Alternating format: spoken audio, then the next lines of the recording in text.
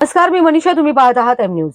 जागतिक राजकारण आणि मध्य पूर्वेतील वाढता तणाव यांच्या पार्श्वभूमीवर पंतप्रधान नरेंद्र मोदी पुन्हा एकदा महत्वाच्या परदेश दौऱ्यावर रवाना होतात.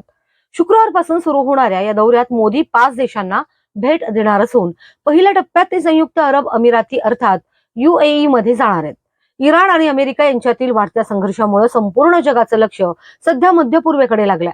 अशा संवेदनशील परिस्थितीत भारतासाठी ऊर्जा सुरक्षेचा मुद्दा अत्यंत महत्वाचा बनलाय.